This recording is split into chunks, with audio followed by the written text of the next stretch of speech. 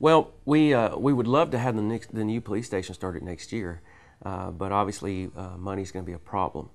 The city is focused on rehabilitating City Hall, the renovation of City Hall, and I believe they're focused there and focused with the fire department. Our building was made in 1963. We are the second oldest occupied city building. City Hall is the only one that's older.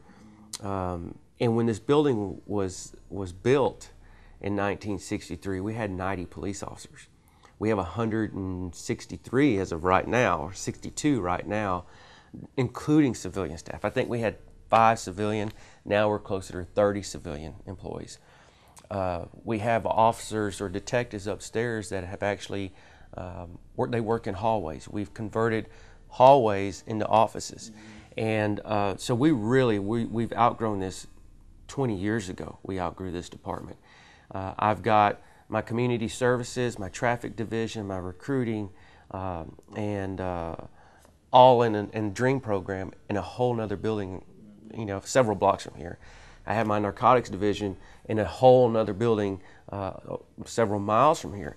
And so we're not under the same roof because we just don't have the room. We are currently looking at different options.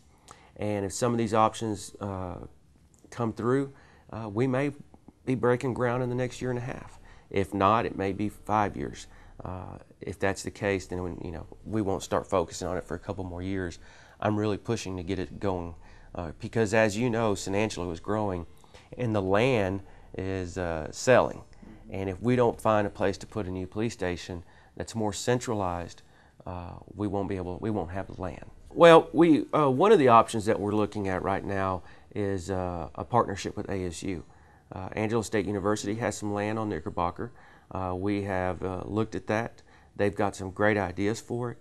It would be a great opportunity for us if we could get the land at little or no cost, and if we could possibly work out some type of a lease agreement. I don't necessarily know that the lease agreement is the way to go.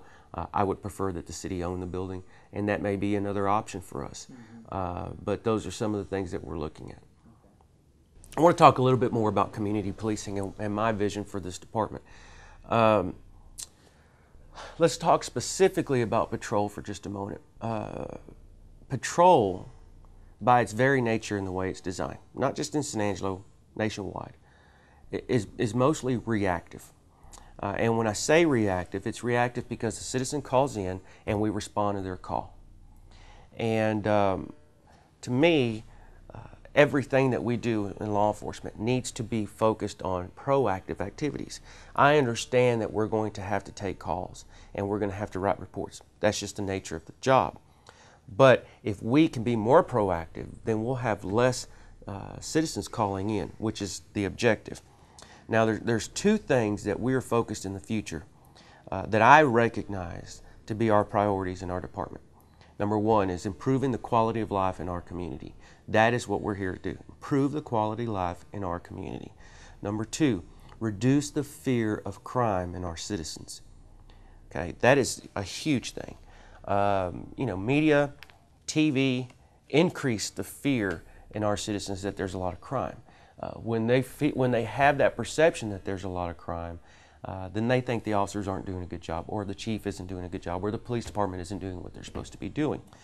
I can tell you that from 2004 to 2009, there was a 31% decrease in crime. Now, I will probably make a prediction that, well, again, we will see a small decrease this year, not a significant one, but a small decrease in 2009 in comparison to 2008. Well, how can we do that when we have so many homicides? We went through a rash of homicides, and in those homicides, they count as one call for service when you look at the whole crime, the way the FBI do their reporting. So even though we've had an increase in homicides, our other crime, our property crimes, have still decreased. Now, this was something that we knew would happen, or we thought would happen, and there's not really any way to prevent a homicide. A homicide is a crime of passion. Unless you know that, hey, so-and-so is going to this house to kill so-and-so, There's not any way to prevent them. And if you look at all the homicides that occurred, they were either through a robbery or of a crime of passion. And everybody will tell you those are almost impossible to prevent. But they happen when people, something goes wrong in that person's mind and says it's okay to commit a homicide. And we look at statistics, as far back in the 70s, when unemployment goes up and we go into a recession, homicides in San Angelo statistically go up as well. And that's what's occurred. Now, community policing, let me go back to that for just a moment. When I'm talking about reducing the fear, what I want, my vision for this department is to somehow find ways to split our city into quadrants or sectors and create teams that work those particular sectors. And so in this sector A, or the Northwest sector, I want those citizens to know my officers are Officer Smith and Jones and Martinez, and these are my officers, and be able to recognize those officers. And then we're also going to assign detectives by that. Right now our detectives are currently assigned by types of calls. So you have crimes against persons, crimes against property, fraud. I don't want, that's good because you have them specialized on a particular type of crime, but I want them focused not on that particular type of crime, but on a particular neighborhood. So we split the city into sectors, and we have this team of officers and this team of supervisors and this team of detectives. They are learning the issues involved in that sector and are working as a team through partnerships on addressing those issues, lowering that crime, solving those problems in that neighborhood. And so that is a huge culture change. Not only is it going to be a huge culture change for the officers, but for the citizens, because that is, to me, policing in the future. And we want to get to the future as quick as we can. I think that I know, and our citizens need to know, that the only way we can reduce crime, reduce the fear of crime in our community, in our citizens, and improve the quality of life is through partnerships. The police department cannot do it alone. We are doing an e-watch program, which is Neighborhood Crime Watch, but now it's computer-based. And because a lot of citizens don't want to get out and don't have the time, but when they get home, they'll get on their computer.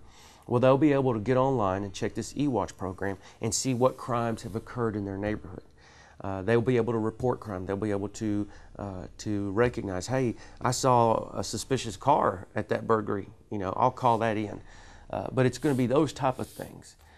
When citizens call in, they make our job much more easier and much more productive. So that's where I see us in the future. I want the citizens to know who their officers are in their neighborhood. I want them to know who their detectives are. And then it will be that team that will go into that neighborhood and maybe have a town hall meeting in that sector and say, what are the issues? What are the primary issues in this neighborhood?